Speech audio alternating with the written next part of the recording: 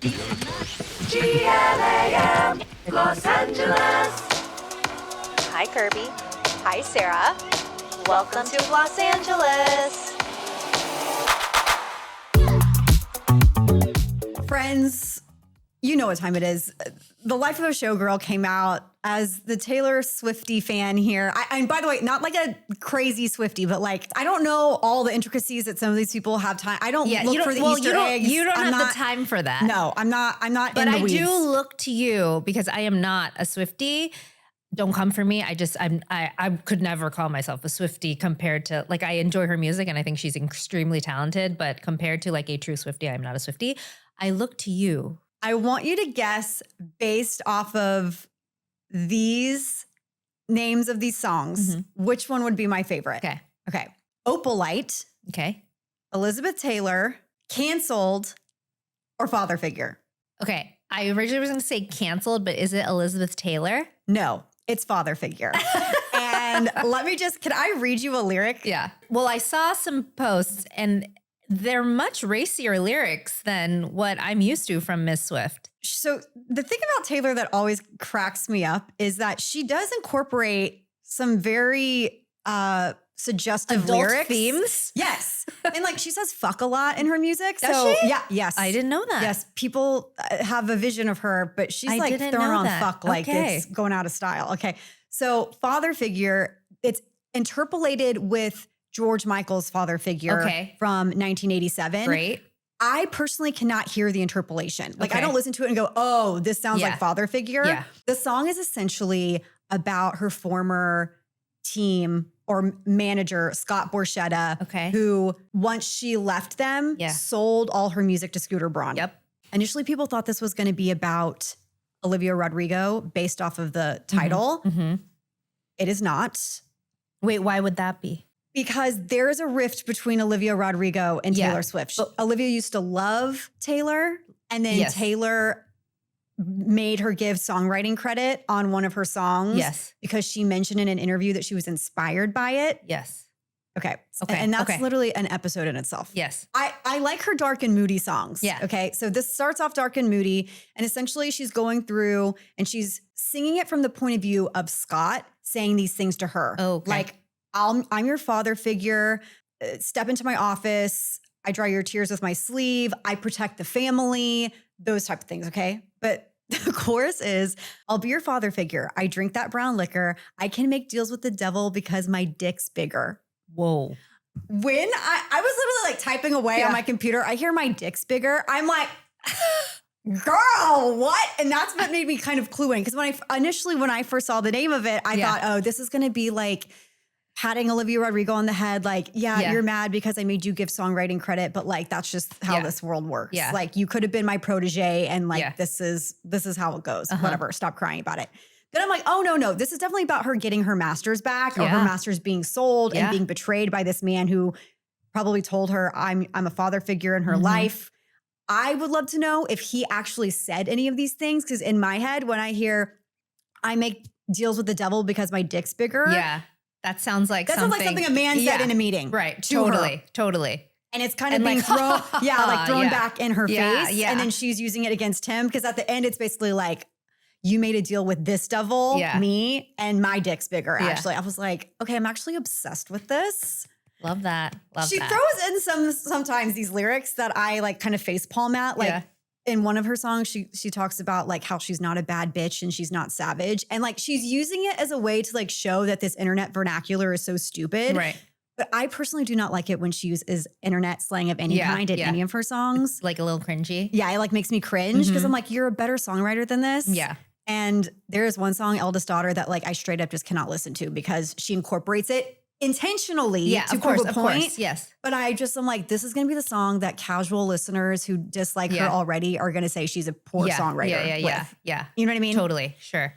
Anyways. I think I'm going to really like it because it's like her pop, or she's going back into like her pop era. Max Martin and Shellback. Yes. Here's the thing. The entire album sonically is probably not as flashy as a lot of people were expecting from hearing the title being Life of a Showgirl. Yeah. There's dark and moody parts. Like Yeah. it sounds, a part of it sounds like Fleetwood Mac to me. Yeah. Then there's like a Jackson 5 inspired sounding song in my opinion. It sounds like a song that would be in a rom-com, but it's literally talking about Travis Kelce's penis size. Like redwood. She calls it a redwood. Oh my God. Not hard to see. I'm sure he loves that. No. And I was like, because they asked him what his favorite song was, and he said he liked Opalite. Okay. And I'm like, that was the PR answer. Yeah. That was the PR answer that Tree Payne said, sir, you will not be saying wood is your favorite song. Okay. And when you listen to it, you're like, it's a happy, upbeat song. The whole album is positive. Yeah. So even when she's talking about negative things, it kind of is showing her like maturing as a woman, being like, of course, you've probably seen the headline where she's like talking about Charlie XCX in the song. Yeah. Yeah.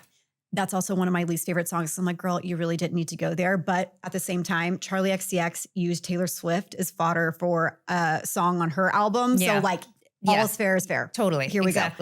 But she's happy right now. She's basically like, she could have used it as like, you were talking shit and I'm going to like come to get you. Like I'm coming for you. Instead it was like, you're talking shit. I actually find it like cute. It's kind of like, it's actually romantic that you're talking about me this much. Yes. Yeah. Like, does your boyfriend tell you, please stop bringing this woman up? Right. That type of thing. Yeah. Which is kind of like, I think Charlie was the sacrificial lamb for that specific song, but I also think it's a commentary on like everyone just saying shit about her all the time. Yep. And she's like, I'm so glad I'm living rent free in your mind. Right. Exactly. Like if she really wanted to piss me off, she would have included that saying in that song. Yeah. Like, yeah. I'm living rent free right. in your mind. Yes, you know? yes. Yeah. So maybe she did, and then she crossed it out. She was like, Kirby would hate yeah, this. she said, Kirby, I feel your subliminal thoughts about this. I love that. Okay. Yeah. I'm really excited to listen to it. Can we talk about one thing, speaking of friends, connected, her being happy, she's engaged, wedding, Selena's wedding look? Yes. Oh my God. Hung did the damn thing. She looks, first of all, so happy. She looks so happy. So happy. Like but the smile, I love like her big cheesy smile. Like you can see all her teeth in her face. Like I loved her that she kept her hair short. Yep, same. It was very simple, very classic, timeless. Classic, timeless, Like yes. old Hollywood. The Ralph Lauren gowns. Oh my gosh. All of them. Stunning. Her makeup looked so good. Her skin was like immaculate. Yes, they said they did the breakdown of her look. Obviously, most of it Rare Beauty. Hung got a few products in there. I think he used the new Neutrals palette on her for the eye. And I love that like he's able to like sneak in a few of those, you know what I mean? Yeah. It's nice of Selena. Yeah, I'm like, yes. The least you could do for Hung. The least you could do for Hung. But they have the lip kit or whatever that, they're selling her like wedding day lip look, which was beautiful. But we'll see if Miss Taylor Swift takes a page from Selena's wedding look, the timeless, classic elegance of it. Listen, for Showgirl, they came out with some new images when the album was released. There are some images of her without the red lip. She looks great. That I'm like, we're moving in the right direction. We love this for me, personally. This is the look that I'm gravitating towards. I love it so much. When do you think it's going to be? If you could predict. I don't know. You know Like, what my how dream long is does for she her? need? I want her to just get pregnant before she gets married. Oh, okay. Love that. I actually would love that for her. Oh, that would be great. The whole song, like there's a song called Wish List, and literally it's just like, I want everyone to get what they want. What I want is literally to like have babies with this man and like have a basketball hoop in the front yard. Cute. Okay. Not like she would ever live in a cul-de-sac. No, she would not. But like there would not be a house near her. We can have that fairy tale for her. Within acres. Yes. It's going to be off. It's going to be not when Travis is playing football. That would actually be diabolical if it was. Yeah. It would be crazy. I'm thinking spring or summer before, training camp. Totally. Okay. We'll see. We'll see if we're right. We will see. I desperately need, I would love her also. And because Ralph Lauren doesn't make a lot of wedding dresses. So Selena's dresses, I don't know if you saw this. I was watching this girl. I cannot remember her name for the life of me. She's verified on TikTok, but she talks about wedding dresses for her content. Wow. I think she's a bridal stylist. Okay. And she said one thing that she really loved about Selena's 2 wedding dresses that she had were that they looked similar and that they were like a high halter neckline. She says a lot of brides are like, no, this dress is too similar to this dress. So they need to be different. And Selena obviously was like, this works for me. This is what I like. And so there were aspects of it that made it similar, but they were very, very different looking. Like the one draping was like on one silk that was and one silk, was lace. The draping on the silk dress, I was like, this is art. Yeah. This is so beautiful. And then the lace on the other is perfect. And then the reception dress, the little T-length reception dress, I thought was, and she was barefoot most of those photos. So cute. I'm like, good for you, girl. Yeah. So happy. Good for you. Selena, I hope that you're a baby making. I hope if that's what you want with your life. Like, Yeah. I'm sure they want kids. Yeah, probably. I hope that they're just going to Pound Town and having babies soon. That's what I want for our girls. That truly, that's how I feel about it. Yeah. I'm like, just want everyone to find love. Yeah. Be happy. Yeah, I love it. Yeah. I love it. Same. It was fabulous. That was arguably like the biggest. Also, we didn't have to wait. It was like, Oh, no. surprise. I think it I'm was like- married and here you go. Selena was like, I am posting these first images. Right. No one else is posting them. Right. No one gets the exclusive. And I don't want people like speculating. Yep. I don't want like people trying to get something. Yep. Like, here She you go. posted it. Yeah. Giving you some morsels. Exactly. There it is. Yeah. And then we knew a few people who went to the wedding, obviously, from the Rare Beauty team. And it was like No cameras, yonder no phones. bags. Those yonder bags. No, but when we went to Wicked one wonderful night, yeah. I had the best time and I didn't have my phone. Yep. It's really, That's it's honestly that's a new upper echelon. new luxury. Yeah, the new luxury. Exactly. The new luxury is no phones. Yeah. Being present. Yep. Being able to connect with other humans. It forces you to actually communicate with Yeah. people in a way that and be in the feels present. truly what the human experience Yeah. was at one point. Yeah. Yonder bags must be making a killing. Or is that what they're called? Yeah, they're called They're yonder yonder bags. bags that they use like. Yeah, the one that because I know they have them at certain schools too, which I'm like, please do that at all schools. Make Right. it mandatory. Yeah. Because they do not need, I mean, that's a whole nother Yeah, topic we could and go on. episode. The teachers But need help. anyways, beautiful wedding. Congratulations. Beautiful, beautiful wedding. Beautiful. Okay, Sarah, Yes. we're going to bring back a oldie but a goodie that we haven't done in a minute. What's on your face? You guys missed this segment? I What's think. on your face? What's on my face? girl? Okay. So there is a new product that I started using. It's right here because you haven't gotten to use it yet. I want you to play with it too. I have not. It is from a brand called Orcé, which is a brand that Kirby, I have loved for years. We had Daniel Martin on the podcast recently, and he was singing the brand's praises. It was founded by Yuchen Shi. And when she launched Orcé, she built it around creating products that offered shades and textures that actually flattered specific undertones that many of us struggle with, specifically if you have golden or olive tone skin, which, by the way, I learned recently that I am a true neutral, which I think is But that's why we have similar. That's same. Yes. Same. Yeah. That's why we can sometimes match in Yes. foundation. Yeah. Because we have similar neutral. Which is so funny. Yes. It's kind of hilarious. It's like, it really is like, it takes you almost 40 years to find your undertone is what I'm learning. Okay, so Orcé launched a product that is not complexion based, but it is meant for everyone. It is Cloud Dimensions.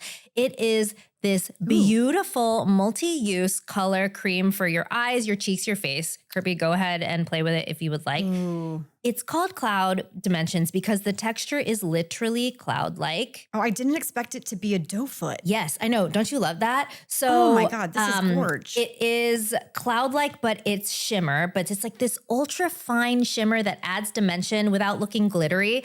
I like to call it expensive shimmer. Like it looks elevated. This is not like a shimmer that we were wearing when we were in middle school. This feels like luxurious. What I also really love about this formula is that it's oil-free and water-based. So it goes on really creamy, but then it sets.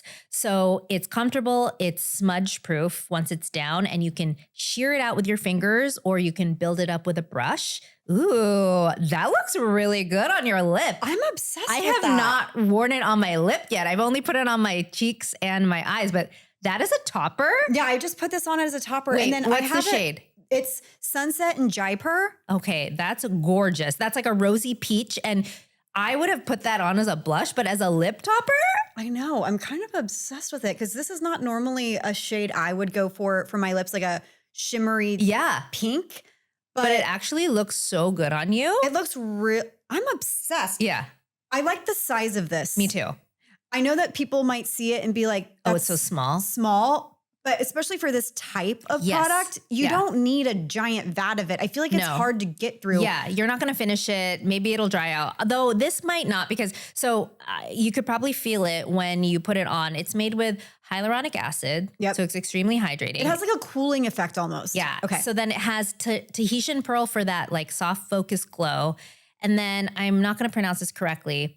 Wuzu, which is avodia fruit for that radiance. Okay. So so I have it on my eye. Right now I have Bali at golden hour. Ooh, pretty. Yeah, that's a warm bronze. Yes, I which think is I would this really warm like bronze. that. So I have this on my lid, and you really like you tap it in, and then you put it where you want, blend, and it sets. So it's gonna last all day. I was gonna say, so I started blending it out on my finger, and you can see it's almost like a stain, like a wash of color, especially if you're trying to blend it out for your eyelids. Yeah. Because sometimes with these creamier products for the lid, I feel like I put it on and then I'm like, oh wait, I gotta remove Totally. a It's lot like of too it. much. Yeah, because it's too much. It's too pigmented. Yeah. This looks It's like it would like be cream to buildable powder. Yeah. cream to powder. That's what it feels like. It definitely feels powdery. It doesn't feel like when I rub my too finger wet. on top, Yeah. it doesn't feel like it's pulling. Yeah. Ooh, quiet luxury. Quiet This luxury. is gorge. This is like a beige neutral. I have this on my cheekbones, like as a nice little highlighter. Put it on my nose. I love the name Famous by Association. So this is the lilac color. I don't know if you guys can see it. That's really pretty. I feel like that could look really good on your lips too. They're On all, the lips? Yeah, like as a topper, I think it could. Girl, like as a frosty are lip. you on crack? Listen, the 90s look with the frosty lid and the frosty lip is back. And I Okay, think we'll that would see. look really good on you. I mean, it's purple, so I don't really know if I'm going back to that let's 2016 try. moment. But I can see this being pretty on the cheek. Yeah, that's it. It would, I think, on the cheek or on the lid. And then chocolate diamond. Again, the names are so good, which is like this deep champagne, which I would probably also use on my lid. Yeah, I was gonna say that on my lid because it's a cooler toned brown. With just like a hint of shimmer. Oh, that's pretty. Mm-hmm. Yeah, I could see that being kind of like a sleepy eye. Yeah, it's just like, when you wear it over your lid, it's not like super bold, but when your eye catches the light, it's like a nice little shimmer. Sexy eye. So pretty. Okay, so Orcé Cosmetics Cloud Dimensions is available October 6th. So it's already available on OrcéCosmetics.com or NeimanMarcus.com. They are $38. So they're a little pricey, but I think, like you said, Kirby, a little goes a long way. And it's just, it's very unique. And I know that we've discussed Orcé in the past. Like we've been doing this podcast for so long. I can't remember when exactly they launched, but like you were in like immediately, obviously because of what the brand stands for, catering specifically, I feel like to the Asian community as well. So we want to, we want to support this brand. We love Orcé. We want to support, what they're doing. I think it's like a very unique point of view. Yes. If you are an Asian girly or man or person and you are looking for a complexion product, I highly suggest going to Orcé and trying out their foundation. Also their powder, which I think Daniel was talking about their powder. The powder. Yeah. Yeah. It's like, it says it's serum infused powder. Yeah. I haven't had the opportunity to try that one, but I do love their water magnet lip tints. Yes. So pretty. They feel it feels like glass on the lips, like a smooth layer. It's not sticky at all. And I normally don't go through for darker shades like this, like these darker reds, but because it's a tint, I feel like it just gives my lips a little bit of a like nice little tint, like a soft tint. And then your lips are glossy. Ooh, that's really pretty. Oh, I love it. What color is that? This is sorry. Can we get readers, honestly? at this point, it's called, the name is so cute. Once bitten, twice shy. Oh, cute. Yes. Maybe we need magnifying glasses. We bust out a branded magnifying glass. No, literally, we're going to start doing that. I'm going to find us mini magnifying glasses. And so when we go places, we're just going to bust it out. Is that like Carmen Sandiego? No, literally. We're going to make it. We're going to make it cool again. Forget readers. Yeah. Just bust out. Or like what do you call it? The eye. We're going to put it on a keychain. Yes. What do you call those? What are those called? The little eye thing that you put oh my God. It's did the Monopoly Man? Jean, do you know what they're called? Monocles! Wait, hold on. Is it a monocle? Okay. I think it's the Mandela effect. People were like, didn't the Monopoly guy have Monopoly? He did. Okay. But I think literally it's the Mandela effect. Monopoly Man monocle. Hold on. I'm not kidding. What do you mean? He does not wear a monocle. The Monopoly, this is literally a discussion on the internet. I'm not kidding. The Monopoly Man, or also known as AKA Mr. Monopoly or Rich Uncle Pennybags, does not wear a monocle. He's never worn a monocle? The popular belief that he does is an example of the Mandela effect, where many people share a false memory. It's like everybody thought Britney Spears was wearing a what we call now the Britney mic. Yeah, and she Oops, I Did It wasn't. Again. She was never wearing a Britney mic in that video. But is it because when we see her perform, Yes. that's what we remember? Yes. People, I have fought with people on the internet about this. I was like, I was alive and well when this music video came out. Yeah. I remember it frame by frame. She was never wearing, Yeah. why would she be wearing Right. a Britney To mic in a space. music video and in space? Yeah. Hello?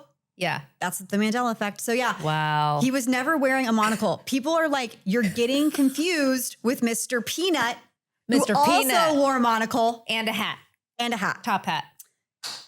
But I was like, Wow. I swear to God, But we are going to get monocles, so be prepared. they're gonna be. Let's find like a pink? really luxurious one. Okay. Can we like get Cartier monocles? Can we see Sure. if they make A one? bedazzled one. Love this for us. Anyways, thank you, Orcé, for partnering with us on What's on Your Face this Yes. week. We really appreciate it. We love the cloud dimensions. Okay, we love follow-ups. And in this news section, we have a follow-up. So Yes. last week we were pretty harsh. Not harsh. We were just real. We didn't Yeah. understand why Leighton Meester was the first We and were- new face of Bubble skincare. I don't think we were harsh. We were like reacting to it in real time using our critical thinking. Yes. So as we had mentioned, Bubble is looking to scale up in terms of demo, and they hired Leighton. And I wrote about this for my newsletter. We talked about it on the pod. Did you see she was also partnering with like Godiva? Like she is getting her bag. Good for her. Good Go. for her. She's also in the new season of Nobody Wants Yes. This. Oh my God. Love I this. can't wait for that. I just need boom, boom, boom, boom, boom, boom, boom. Okay. So Bubble reached out and said, we'd love to have you talk with Shy, who is the founder, Okay. millennial founder, Okay. has a child of her own that's 9. And one of my questions for Shy was essentially like, if I'm looking on Google Trends, anything about Bubble skincare, the top results that people are searching are, is Bubble made for kids? Mm. So this is very much a Gen Z brand. Yeah. And, I think just the name alone and the packaging. and the packaging. Danielle, Bubble, colorful. Yeah. yes. And Daniela Morosini, who wrote the original article about Leighton being the face of Bubble, went on, I think, the Business of Beauty podcast. Yes. And mentioned like, it's just hard for these brands to get out of this bubble, no pun intended, when you look a certain way. Mm-hmm. And it's the same thing for older brands, like we mentioned, Estee Lauder. Yes. Like you see the Estee Lauder Yep. Advanced Night Repair, and You're you're like, like, that's that's not for for me, my that's mom for- yep. or my grandmother. You Yep. know what I mean? So it's a really hard. It's hard to break out of that. Mm-hmm. So Shai said that Bubble does skew younger, but they want to promote the fact that they're efficacious and that they're dermatologist backed, that they are just as effective as their competitors like Cetaphil, CeraVe, La Roche-Posay, even though they look fun, even though they look maybe frivolous Mm-hmm. and like they are for younger skin, that Yeah. they actually have clinicals to back up. All they do, all their R&D is in-house. So they have Mhm. their own R&D team, research and development, and that they make all their products in-house. So they're not going to labs Mhm. to say, make me this or white label this. Like they actually have everything at their own disposal in-house, which Mhm. I did not know that. Yeah. I'm actually very surprised to hear that. And Yeah. that's cool to me. Yeah. Very impressive. So then it was very intentional partnering Yes. with Leighton. Yes, because also I texted my friend, like I said, and asked, please ask your 13-year-old daughter, Catherine, Yes. does she know who Leighton Meester is? And she goes, the woman from Gossip Girl. Mm-hmm. So Shai had mentioned that apparently and of course, like you and I know this, these brands don't do anything like No, of course. out of the blue. Yes. But they did the research and it's like a rite of passage for a teenage girl to watch Gossip Girl. So not only was it hitting this younger Gen Alpha demographic and also their Gen Z demo, but then Leighton, it's like us, Yeah. elder millennials who know her from Gossip Girl Yeah. when it was airing in real time. Mm-hmm. And because they are wanting to show people like we have efficacious, clinically backed products that like will actually work for you. Shai was explaining to me that like they have a certain line that when it comes to plumping and hydrating the skin, their clinical testing is just Can go head to head with any it's other. like out of this world. Mm. And so I was I'm excited because I'm going to test those products and like see, because I use the Bubble Eye Cream and I love it's called Cosmic Silk. It's their toner, their milky toner. It's kind of like their answer to like Rhode or like a Laneige. And it's super affordable. And when they sent me the sample, like I really liked it. I mentioned that in the last episode. So I think that what I really appreciate about brands reaching out to us like this, even when we are being critical, is like they're giving us more information in a very nice way. Yeah. Like, hey, like I understand that you have these feelings, a knee-jerk reaction upon seeing it because of your, conception, know, your perception of the brand. But here's why you're wrong. Yeah, but literally like we love to be told we are wrong. And I like to get more information. Yes. Like if you're giving me more information, I'm entitled to change my opinion. Yeah. So I will say that, by the way, we like to be told we're wrong if there's facts and receipts to back it up. 100%. Yes, we love that. And so I have a lot of respect for Bubble for reaching out and offering Shy to me, because a lot of founders would not. Right. They'd be like, well, let them think what they want to think. Totally. Who cares?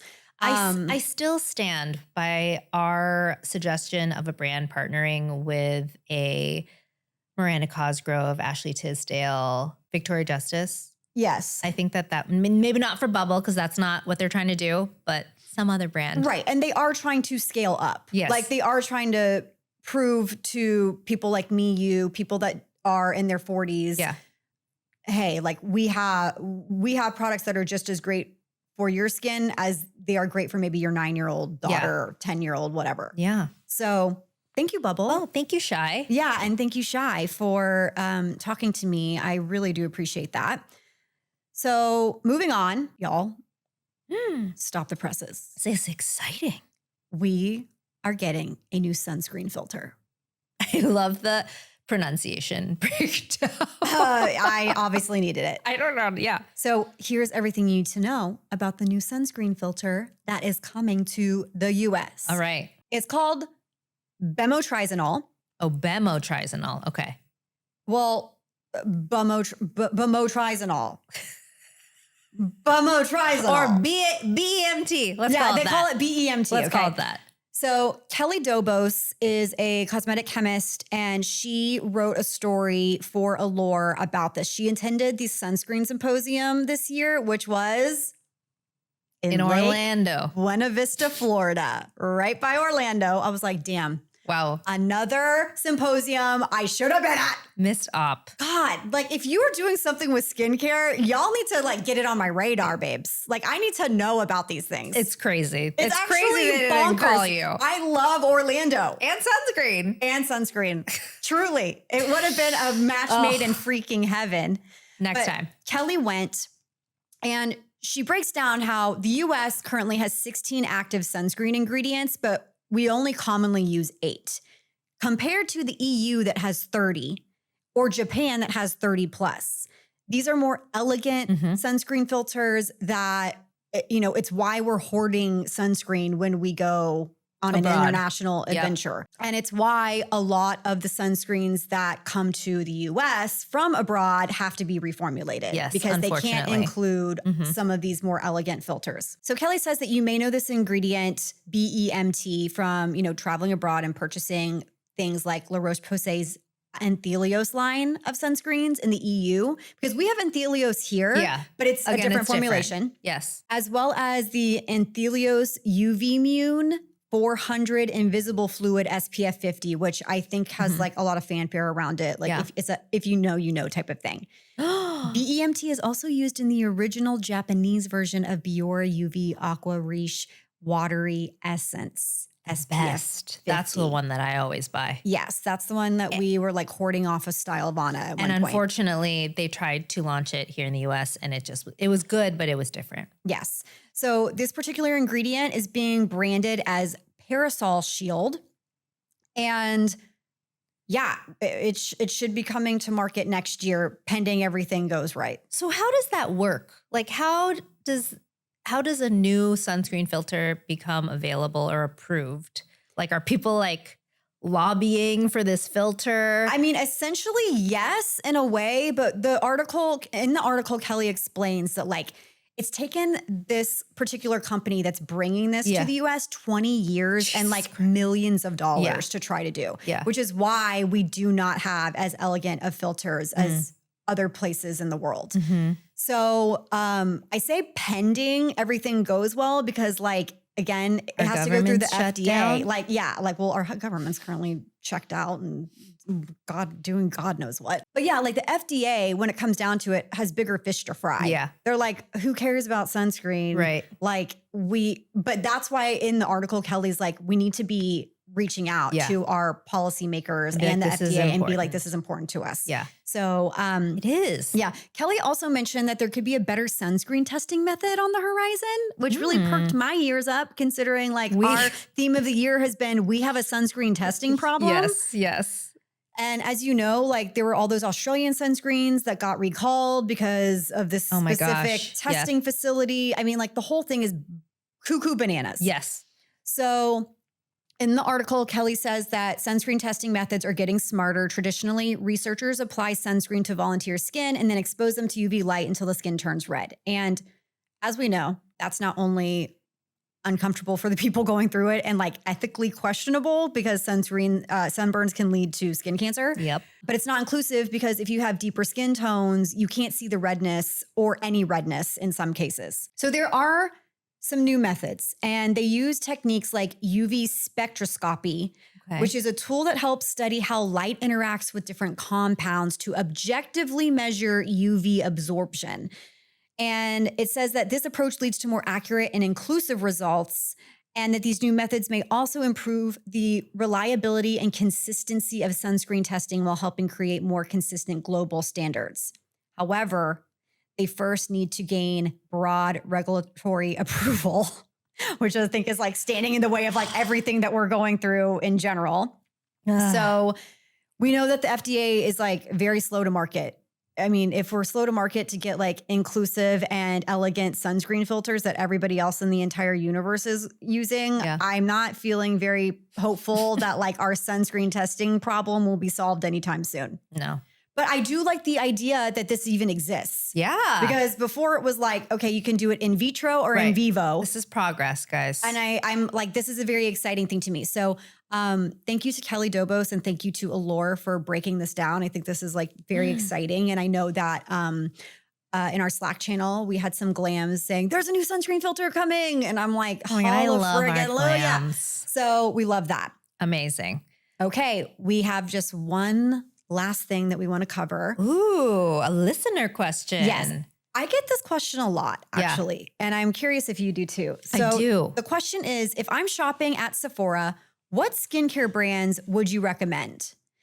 And I kind of break it down in terms of like, what are you looking for? And then buy everything from that brand. Yeah. It's what I call the proactive solution approach. A system. You have a system, okay?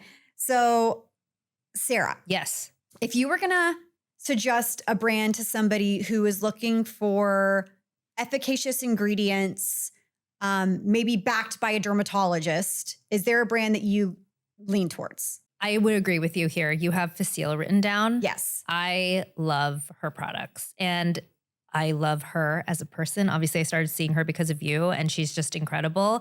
And then I recommended the products to a friend and now she swears by them and she herself is a doctor and she recommends it to her patients. Amazing. So it's just, it's tried and true. You know it's going to work. Again, backed by a derm, made by a derm. That derm is Dr. Nancy Samolitis, by the way. We said her. Buried the lead, sorry. Yes. Dr. Sam. So Dr. Sam's brand Facile is in Sephora. They have a cleanser. They have 4 serums that you can choose from. They have a mask if you so desire and a moisturizer. And they have a lip. The lip is so good They too. have an amazing lip. That has a tint to it as well. So, but I think usually if you're looking for skincare, you're like gravitating towards like those serums, basics. Yes. My favorite serum is De-Stress because I like that it calms the skin. It has an ingredient called phytosphingosine. Say that 10 times fast. Phytosphingosine. I can't say like normal words properly, but I can say phytosphingosine. Yeah, that's great. You know that's what? all you need. Let me live. Let me live. But it really helps calm redness. So if you tend to have ruddy skin, I really love De-Stress. I know a lot of people like Brighten because it has tranexamic acid. It has a bunch of different brightening ingredients within it. Also I know- Clear Clear is really is the good. acne, Yep. or for breakouts Yeah. because you can't say acne when it comes to like, Got it. over the counter stuff. But Okay. for breakouts, so if you do have breakouts, Clear is great. And then there's one more that I can't remember. It Reverse. Oh, this Reverse. is their retinol firming serum. Yes. So Also great. That's kind of where I go. I'm like, just find a serum or two that you like from there, pick up Yeah. their cleanser and their moisturizer, and then make sure you use your favorite sunscreen and go from there. Agree. I have one that I am calling the proactive for the new generation. I love and it. it's Sophie Pavitt. I love it. We love Sophie. We think that she is the acne whisperer for a reason. Mhm. And That I- mandelic acid serum, I go through it so quickly because Yes. I'm using it all the time because it's so gentle. Yep. But if I have any like pimple that's just about to come to the surface or any sort of breakout, I immediately put it on and then like within a couple of days it's clear. Yeah, I have a pimple like right here at the corner of my mouth, like near my chin, and it was very upset and it's already started to go down because I Yeah. just like busted out her mandelic acid serum. Yeah. She also has a beautiful cleanser. She has these little ice packs. The toner pads. Oh, the toner pads Yeah. are great. Is that different? Yes. Yeah. Okay. So okay. there are the toner pads that Yes. like help. It's essentially like removing. I use it to remove the rest of my makeup when I'm traveling. Love that. But then she has these little ice packs. So Yes. if you get treatments, at, like you get microneedled, Yeah. you get like injectables, whatever, you put them in your freezer and then you put them on your face. Yeah. It's also just, I find putting something cold on my face before makeup makes my skin look better. Yes, that's why you're supposed to dunk your face in the bowl of ice. She also has a moisturizer too. So Yes. it's like if you are really looking to get your breakouts under control or Yeah. you have like texture on your skin, I always advise people like go to Sophie Pavitt and like Yeah. pick up her stuff. You should listen to her episode if you have not of ours, because she can't name drop all the celebrities, but she sees a lot and she's helped a lot of them find a true system, like we said, to clear their skin. I also want to add the Fridge to Face Blemish Oh, yeah. Defense Cooling Mist is my favorite mist to use post-workout, breakout, post-treatment. I don't put it in the fridge and it still already feels cooling, but if you remember to put it in the fridge, I'm sure it feels even more incredible. But it's my favorite. It's mist. Amazing. I love If it. you have aging skin, Yes. we're going to say Shani Darden. She's our girl. Love her moisturizer. Obviously, her retinol reform, they recently reformulated it. And that's been her hero since she started. She launched retinol. I learned about retinol through Shani many, many, many years ago. But her eye cream, I think, is slept on. It's one of the best eye creams I've ever used. She has an incredible azelaic acid serum. Yes, her essence is amazing.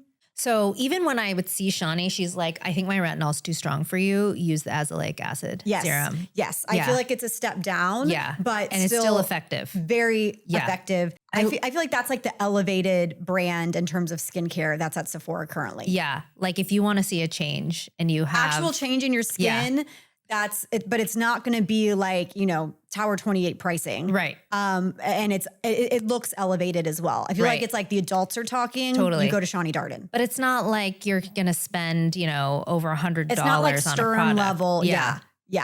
Which Exactly. don't ask me about that. Of course, if you're just starting out, I would say Sincerely Yours, but it's like currently sold out everywhere. Is so it? yeah, good luck with that. Wow. Congrats but to them. By the way, I was looking at our Shop My. People are buying Sincerely Yours, like the starter kit from our Shop My. Amazing. Love that. But Tower 28 too. Yes. I think you have really sensitive skin. You just need like 3 things. Yep. Go to Tower 28. Yeah. Anytime I have a tween in my life that wants a moisturizer or a cleanser, I always just give them Tower 28. Yep. Because I know it's going to do the job and it's not going to irritate them. Okay. And then lastly, Okay. I added the category of K-beauty because I feel like it's obviously top of mind for so many people. And Sephora, I feel like, is going hard with carrying K-beauty brands. So have you tried Astura yet? I haven't. I saw it when I went into a Sephora, but Okay. I have not had any It experience kind with of has a small area. End cap. Yeah, end cap. So I first started using Astura, or discovered them, I should say, when I went to Korea and I went into an Olive Young, and it was the Auto Barrier 365 cream is the #1 product At Olive Young? at Olive Young. And you know, Olive Young, it's like massive. It's massive. There's so many K-beauty brands. So I was like, okay, Koreans have the best skin. This is their favorite product. I'm going to use this, and it's great. So it's Korea's #1 dermatologist recommended cosmetic brand for sensitive skin. Interesting. Yeah. I did not know that. So it reminds me of like, kind of like Rhodes Barrier repair Barrier cream? Repair Cream, but it's a lot lighter. Or barrier restore. Barrier Restore Cream. It's just, it's if you're looking for a lightweight, and obviously they have different ones, but if you're looking for like a lightweight cream and if you have sensitive skin, or you just want something that is like going to do its job, not have any fragrance in it, and it's not expensive, I would look into Astura. Like, the products are just so good. They have like toners and everything too, so you can buy the whole system, but start out with the moisturizer and then build your way up. But it's just like, it's a reliable K-beauty brand. I almost feel like, I guess it's kind of like our Cetaphil, if you will. Ah, Yeah. interesting. Yeah. Oh, interesting. Yeah. Okay. But I I'm a was big not fan. thinking that. I wasn't thinking of that comparison. So that's Yeah. good to know. Yeah. Wow. All right. Okay. So there you go. If you need skincare guidance, we gave you at least like 5 really good brands to go check out. Just literally stick to one of them and see how it all works for your skin and go from there.